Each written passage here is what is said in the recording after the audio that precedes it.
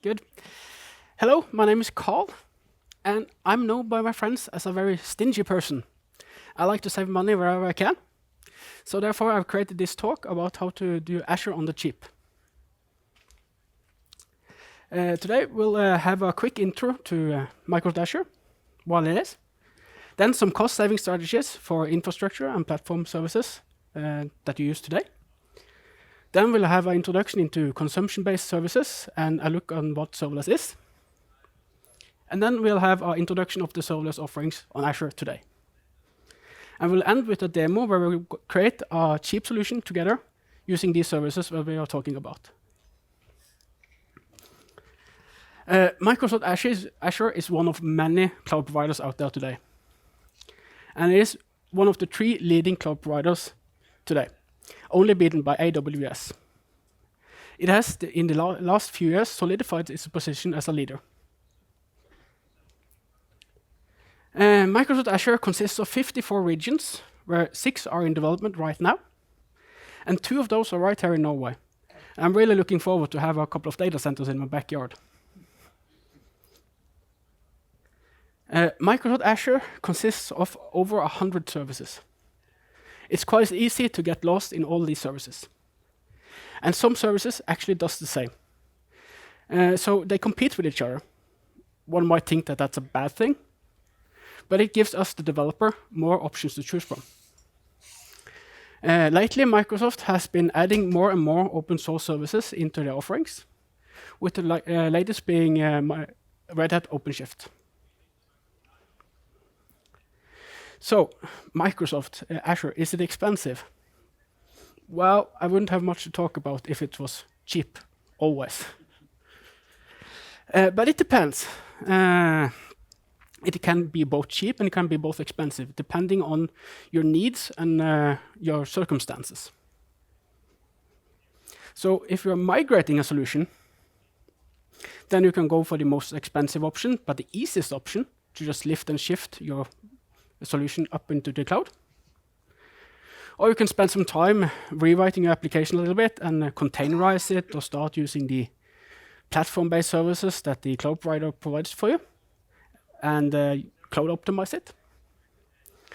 Or you could rewrite your solution entirely and go fully cloud native. The cloud native way can often lead to the smallest bill, but the rewrite itself might be so costly that it nullifies the effect. In most cases, if you're migrating a solution and want to do it cheap today, you should go for lift and shift, then move steadily downwards towards cloud optimized, and then down to cloud native if you can over the years. And if you have an existing solution in Azure today, then idle resources, they still cost you money. You might have over-provisioned your resource, so you only use a certain percentage of it, or you have long idle times. Those things cost you a lot of money, and we want to fix that. And today, there's a couple of options that people use. One of those options is to schedule your virtual machine to turn on and off again, but that's not ideal. It's not all solutions it can be done for. It works if you have an internal office application where you only use it during the working hours. But if you have a website or any public-facing solution, well, that will not work. And then you can scale using Azure Autoscale. But that only works for scale sets, so it works in very few situations. And the most common one to use today is to scale using the automation runbooks. An Azure Automation Runbook is a service that runs PowerShell scripts or scripts created using a WYSIWYG editor in Azure Portal that can be invoked using webhooks with alerts from services, or it can be invoked on a schedule. It is a solution with very few drawbacks, but it's not ideal.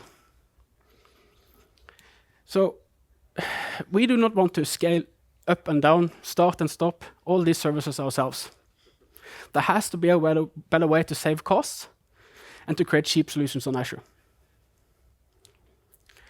And lately, there has been an evolution in the cloud services world.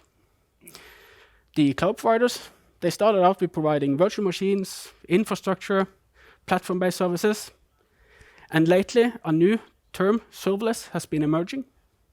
And the cloud providers have been starting to ship out more and more serverless services. So what is a serverless service? What defines a serverless service? There's many opinions on what defines a serverless service. My opinion is that a serverless service is when you have abstracted the servers away. No need to think about the servers anymore. The service auto-scales. You do not need to do that yourself. And it has consumption-based pricing. So you only pay for what you use. And abstraction of servers, that is really just plain old PaaS. What's new in this combination is the auto-scale and consumption-based pricing.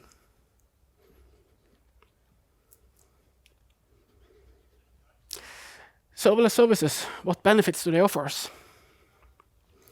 Well, the auto-scaling and consumption-based services gives us the option to, the auto-scaling is taken care of. We do not need to take care of that ourselves. Using the consumption-based pricing, we can have low cost. And there's no system administration in the classical sense anymore. It's also very easy to start to use and very easy to deploy onto. But serverless, it's not always a bed of roses. There are some cons, and cold start is the biggest con of them all. So if your service has been idle for too long, then the cloud provider removes it from the server, and it has to be loaded back into memory again on the next request. And that can take some time. Creating serverless solutions also require more moving parts. That can be a problem for some, and not a problem for others. And also unpredictable pricing. That can be also a bigger problem. Some services also lock you into the cloud provider. But some services do, some services don't. But most do. So if you were to create a serverless solution on Microsoft Azure, what services do you have available today? Well, you have the most known one, the Azure Function as a Service function. Its functions are code executed on events. Those events can be HTTP requests, message on a queue, or just a scheduled event. Then you have Azure Logic Apps, where you can design workflow to integrate and orchestrate both Azure services and external services. And then you have Event Grid. You can publish and subscribe events from Azure services or to Azure services, and also use your own custom events. And then you have Azure Container Instances. Using Azure Container Instances, you can run containers on Azure without need to provision any infrastructure at all. But technically, Azure Container Instances is not a serverless service. I call it an honorable mention because it does not auto-scale. But it enables us to create some very cheap serverless solutions. It's a cornerstone in many serverless solutions. And then we have Azure API Management with its newly released consumption-based model that now auto-scales for you. But it's still the same Azure API Gateway service that you can put on top of your serverless solution. So let's have a look at these services and go through some of them.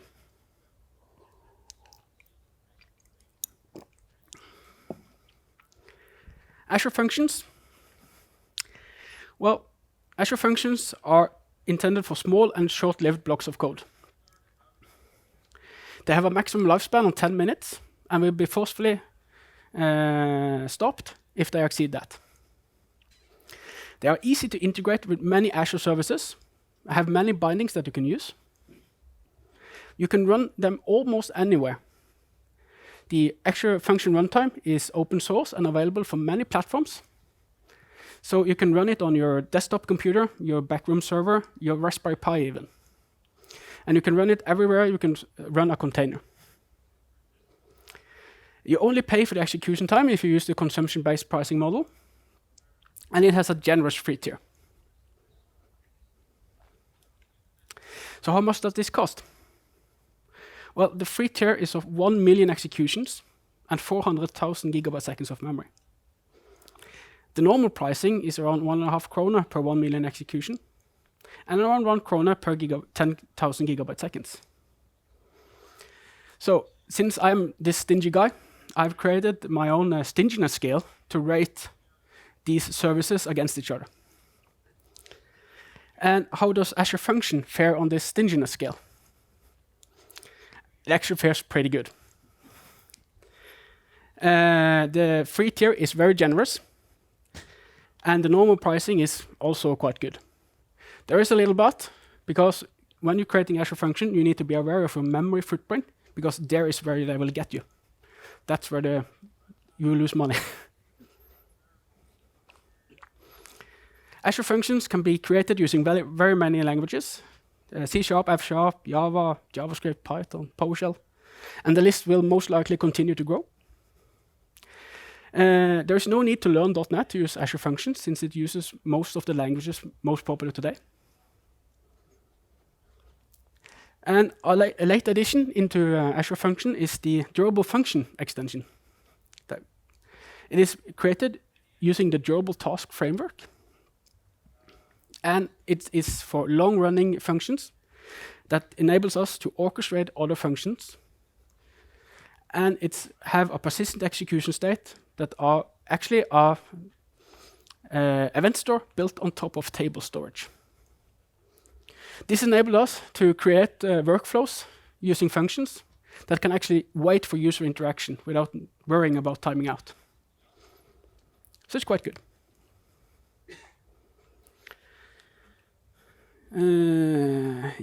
Next service, Azure Logic Apps. This enables you to create workflow that orchestrates many Azure services and other external services.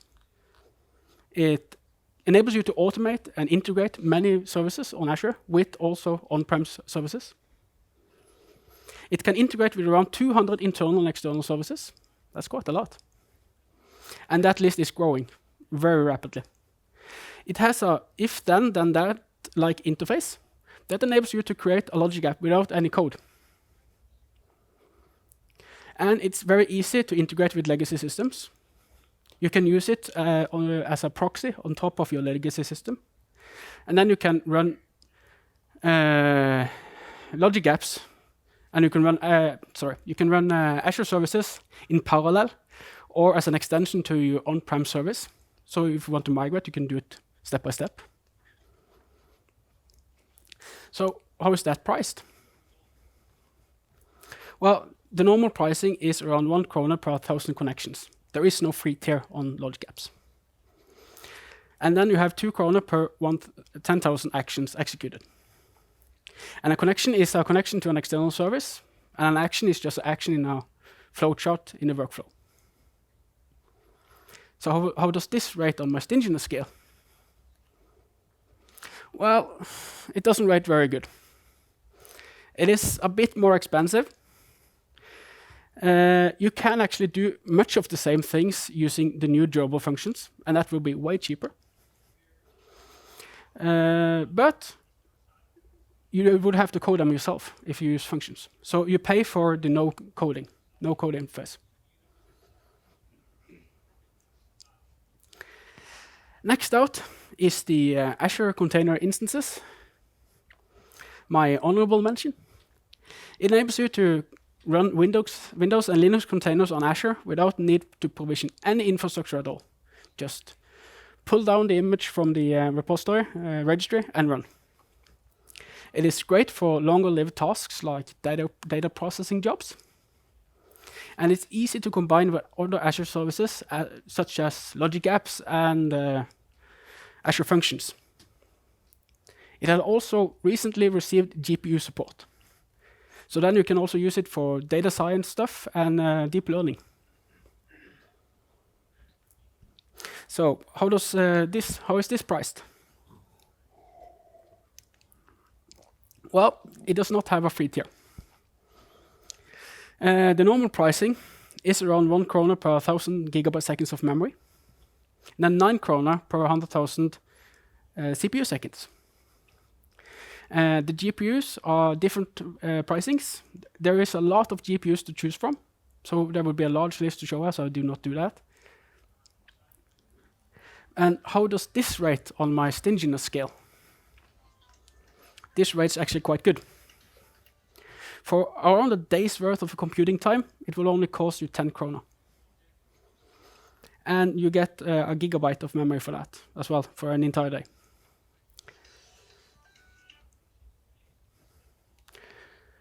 Next up is the Azure Event Grid.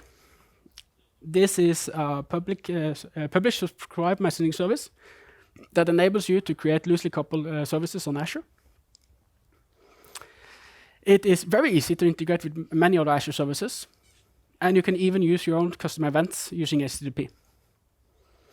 It differs from other public subscribe messaging systems by its push-push. So the event source will push the event to Event Grid, and then Event Grid will push the event to your subscriber, to the subscribing service. There is a lot of Azure services that emits events, and some of them are the only way you can receive events from, so you have to use Event Grid. And how is this priced? Well, you have a free tier of 100,000 operation. And the normal pricing is around 5 kroner per million operation. And what is an operation? An operation is when you push an event from an event source to Event Grid, and it's when Event Grid pushes an event to a subscriber. So how is this rated on my stinginess scale? Well, it's not that good. The free tier is actually quite small, I think. Those free operations will fly by in no time. And after that, you have price for 5 kroner per 1 million operation. And if we were to send messages between our services, I think we can do better. There are other services we can use.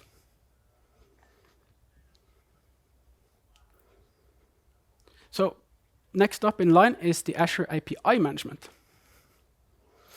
It is Azure's API gateway service. It has now a new serverless compute tier. So it now auto scales, and you only pay for usage per request. It is still the same old API management service, where that you can authenticate your users using any OpenID provider. You can also authorize your users using claims. And it's very easy to link with other Azure functions and other Azure services, like functions and logic apps. And it also has a lot of built-in policies that you can use to rewrite and read requests and responses before they hit the backend or before they hit the client.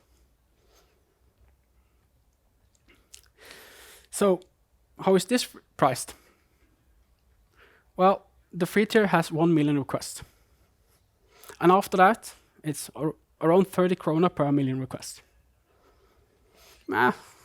So how does this rate? I have very conflicted feelings about this service. Because on one side, it has a very generous free tier. It enables us to create a lot of small solutions without having to worry about cost at all. But then, after you have used up the free tier, it's quite expensive. But that expense might be explained because you get a lot of features out of the box that you do not need to code yourself. You can have it in front of your function and let it take care of security for you. It's very easy to use OpenID, and it's very easy to use to rewrite your requests. And the last service that I mentioned that I didn't bring up in my initial list is the Azure SQL Serverless. This is still in preview. It is a new serverless compute tier on the old Azure SQL server that we all know and love. It has auto-pausing and auto-resuming. So it auto-pauses your SQL server when there has been an idle time. So it has a predefined idle time that after that it will pause it. And when a new logon arrives, it will auto-resume it. It is billed per second used. And little gotcha, the idle time until you pause it actually count as usage. And that idle time is at today minimum of 6 hours. You can't set it to any lower than that. So if you have a request on your SQL server and it's still, you don't have any requests after that, you still have to pay for 6 hours. And you have to have cold start as well on top of that. So how is this priced? Well, it's around 2 kroner per hour for virtual core. And this is actually preview pricing, so it's discounted. It seems very expensive for me. So how does this rate on my stinginess scale? This rate's very bad. It is the most expensive serverless service Azure has today, by a mile.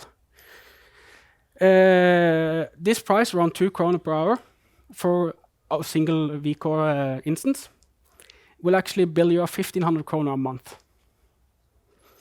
And if you compare to the smallest SQL Server instance you can get today, the 5DTU one, that actually costs you 40 kroner a month, and it's always on. And then you have the some old pricing model that you can compare this with, let's say 50 DTU or 100 DTU. That will bill you 600 kroner a month. So even if this server is idle 50% of the time, the normal database will actually cost you less. But I would say Microsoft is on the right track. I would love to see more like this on other platform services. Because, yeah, I want more serverless offerings. They just need to reduce the idle time requirement, and they need to reduce the pricing. And this could actually be quite good. Let's say 10 minutes idle time instead. So I've talked a lot about these services now. But consumption-based services that auto-scales, that is nothing new, right? So it's not. In the initial release of Azure in 2008, they shipped with a service called Storage Account. And in 2009, they shipped CDN. And all these, both services actually fulfills my requirements for serverless service I said initially. And especially Azure Storage Account, that service enables us to create very many cheap solutions on Azure. So let's have a more detailed look into Azure Storage Account.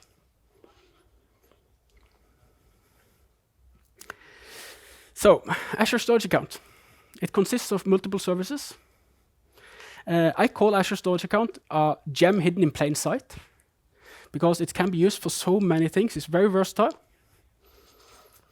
And it consists of blob storage, table storage, storage queue, and files and disks. The blob storage is normal cloud blob storage. It offers geo-redundancy, and it has multiple storage tiers. Normally, you would use the premium or the hot storage tier, and that will give you the fastest latency to your data. And the archive tier will give you the slowest latency to your data, with up to minutes you have to get in your data.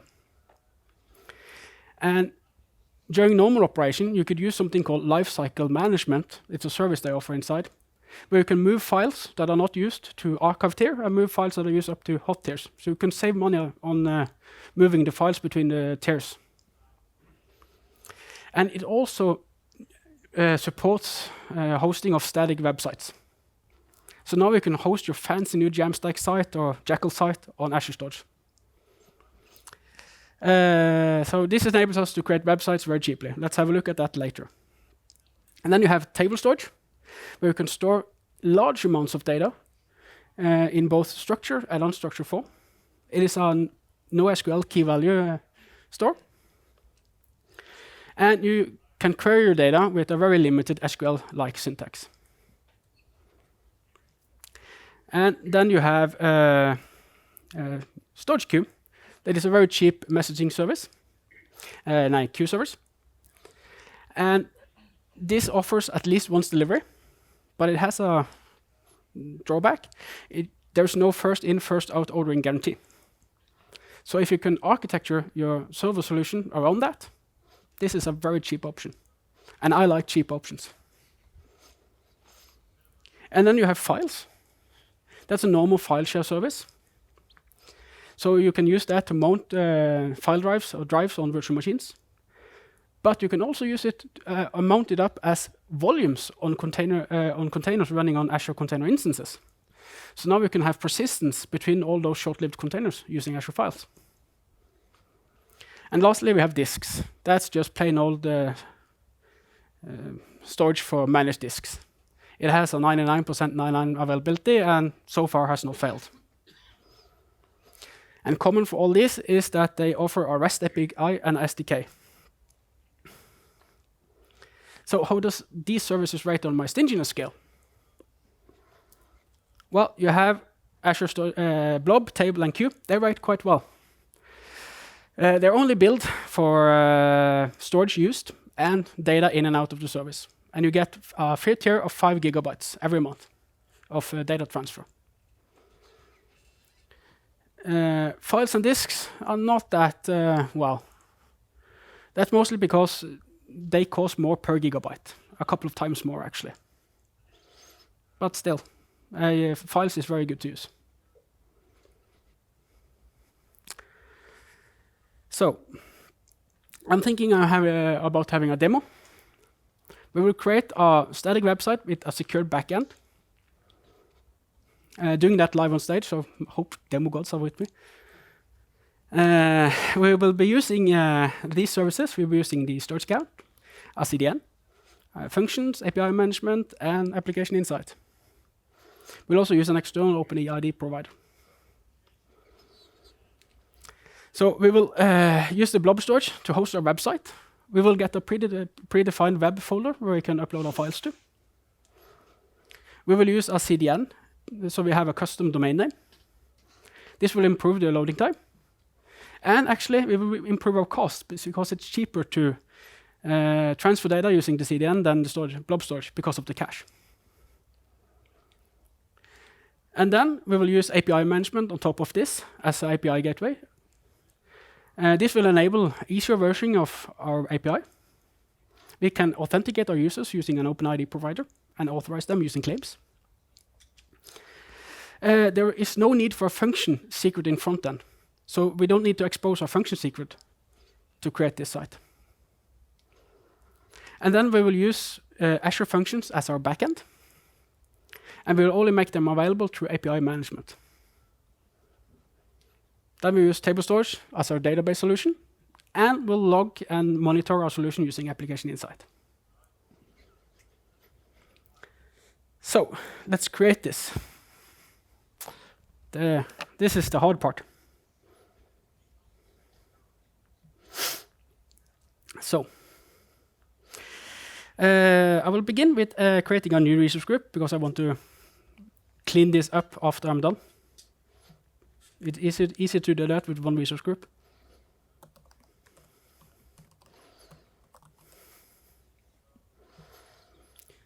We will put this resource group in West Europe.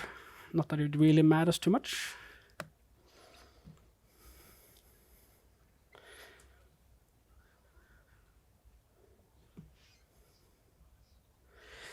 We will then add our storage account.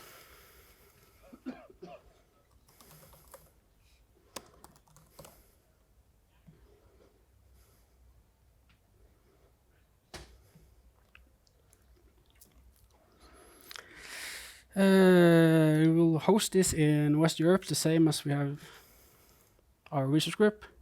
We will call this NDC Live Demo 19. Yeah. We will not enable geo redundancy for this one. We'll just use locally. It will cost us more if you use geo redundant, so I want to make it the cheapest one.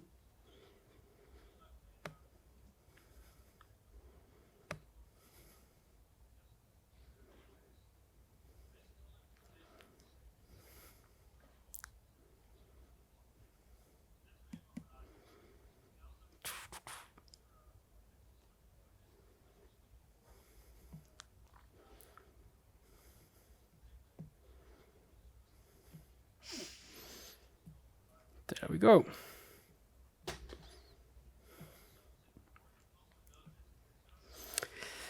So I will first go in and enable static website. You go to static website and just enable it. And then you put your index document. And I want all arrows to the same document.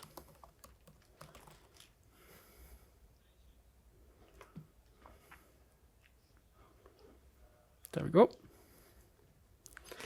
Then I will put a CDN in front of it. And to just create a CDN, I just can do it from inside the storage account. Very easy. Create a new profile.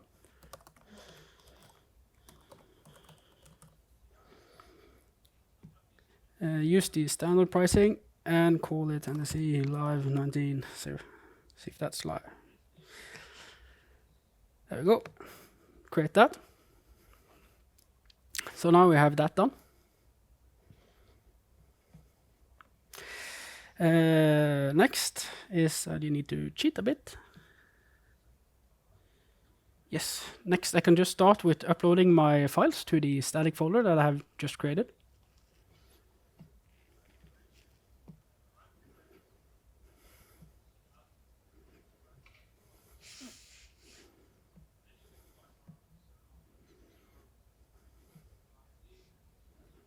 So here we have a folder that has been created for us, named web, that we can just drag our files into.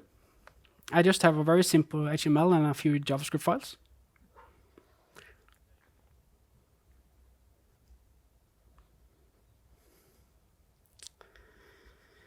There we go. And then, yeah, we need to change and fix our CDN. Because as soon as this is created, it will actually take some time to create, but hopefully it will be created very soon. I need to change it because, yeah, there we go. It default are set to storage, so it functions for just files. It will not work for HTML files and other. So I need to fix that. Origin type, custom origin. Just press save. I could also add a custom domain here if I would like. For this demo, I will not do it. I have already actually created a demo. I will finished product. I will show you where this is done. But you can just add a custom domain here if you want. And now we will create our function that will be our backend.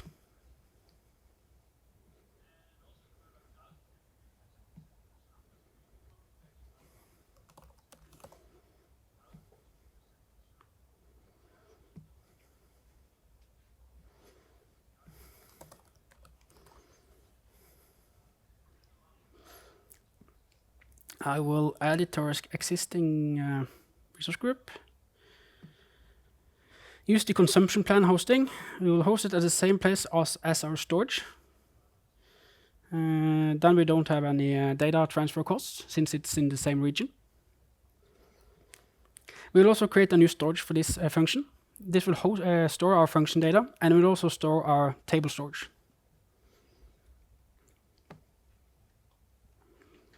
So while this is creating, let's have a look at what our backend look like.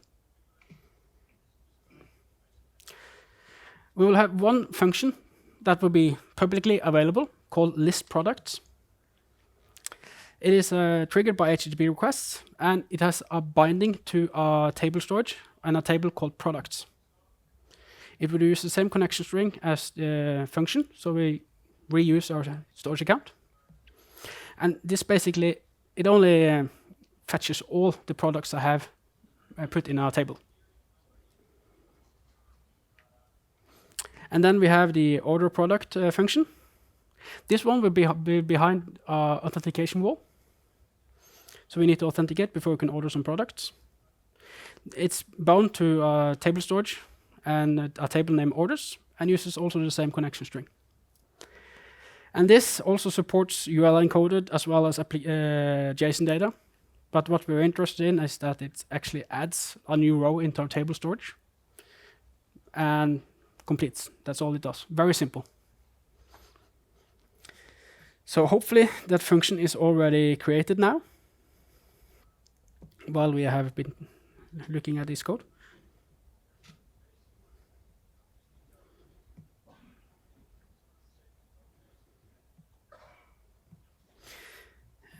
And yeah, it was done. So using serverless services is easy to get started with, as I said. It's also very easy to deploy onto, just a few clicks.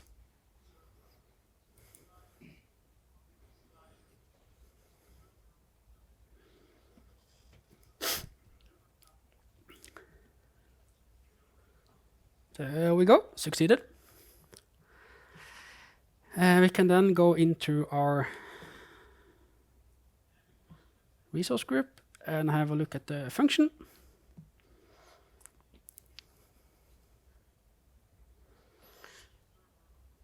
And now they are here. So we want to expose these functions using API management. And hopefully API management will work today. I have had some issues preparing for this demo where it has not worked. So worst case, I have to link this manually. But under normal circumstances, it should be only to press this button to link your API, functions with an API management. To create an API management service will take many minutes. It can even take a half an hour. So I have created one before this demo that I call live demo.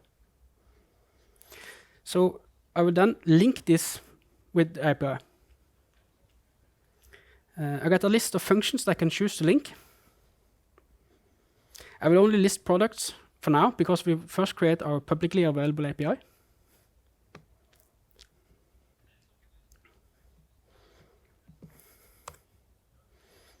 And hopefully it will work.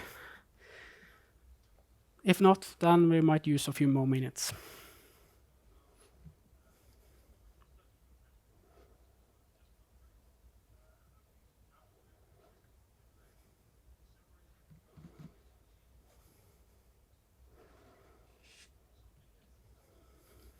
It worked. I'm a happy camper now. So here we have API management, where we have our operation, a get operation, list products, already taken care of for us. And now we want to add another operation, and we want to add another API actually. So let's go into the API management instance itself, go to APIs, and add a new function app again. You see we have one API that we just added, the open API. Then we will add the order products.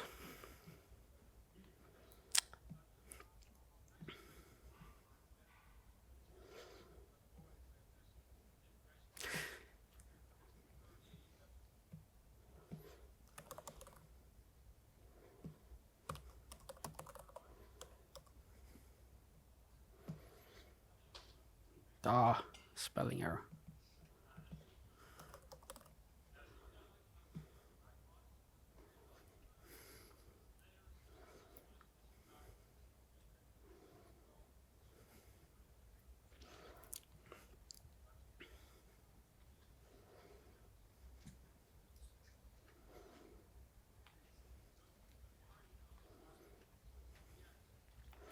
So now we have an API, and we want to secure this API.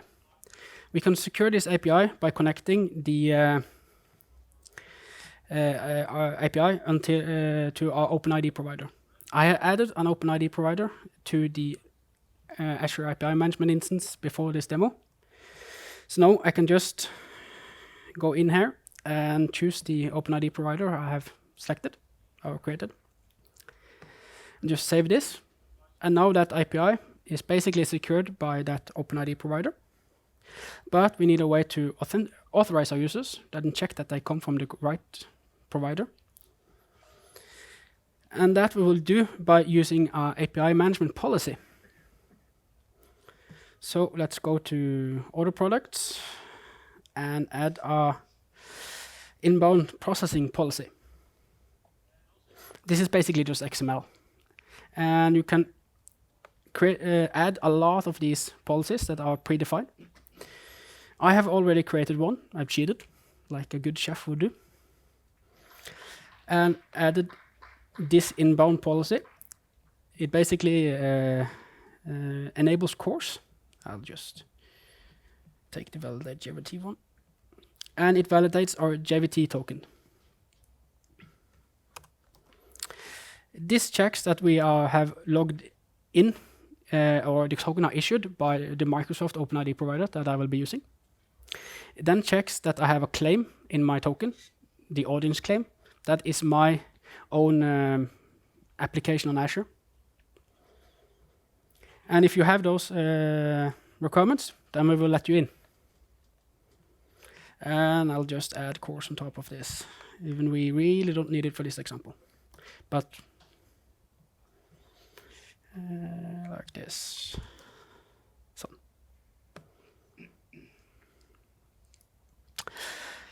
Okay, that worked.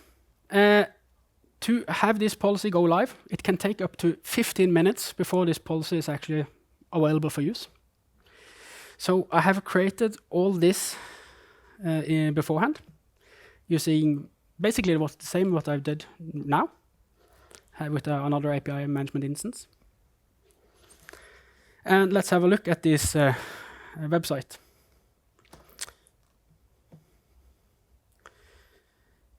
The 99 krone shop, as you can see, I have spared no expenses on design.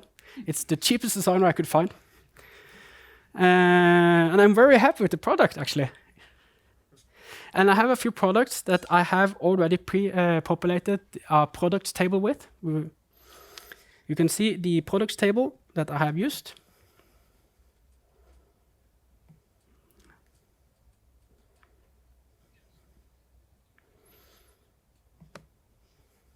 So here are the products. And, well, unfortunately, we don't have any orders yet. But let's change that. So let's add a price bubble. I like the price 99. I can earn a lot of money on this shop, I think. So let's order. You see, we get those products from the list products API, and there was no need to authenticate us to get that data. It's an open API. And then we are trying to order. This is a closed API. So before we can call that API, we need to authenticate us and send a bearer token with the request. And now I get the sign-in form. I basically just use Microsoft account.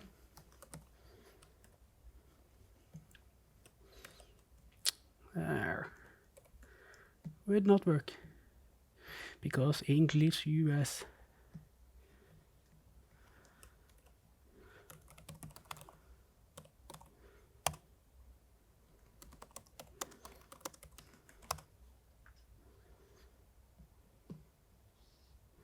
So now we're sending our order, and it's done. Then we could connect to our secured API. And now we should have an order in our table. Yes, we do. So, how much did this cost us?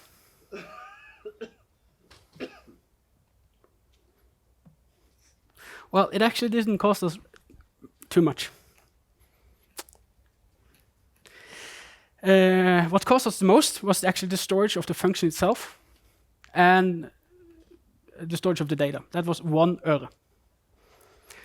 The rest cost us less than 1 øre, and this was all for 100 requests that I did before I came here tonight and looked on my billing statement, basically. That's what I did. And since the other pricing was so low, they didn't even bill me for it.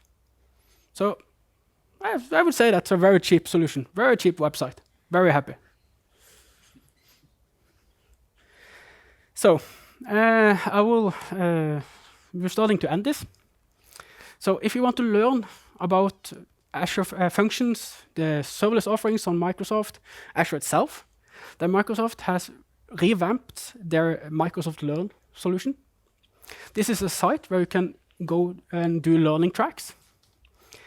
And you can also take exams and tests. And they will set up a sandbox subscription for you to do your work in. So if you have a test, the test will say, create a virtual machine, set up a function, and you do that in the sandbox subscription that you get. You get it. And then they will check your work. So I have to say that's very nifty. You learn a lot by using the service. And you can also use that sandbox subscription to play around with. There's no need to clean up after yourself. So you can just create it and do whatever you want, basically. After 4 hours, it will be gone. So we went through that idle infrastructure and platform services are costly, and that Microsoft has many options with consumption-based pricing, and using consumption-based pricing can be a cheaper option. Yeah. So we are going. I'm a bit early, but more time for bear, right? So thank you.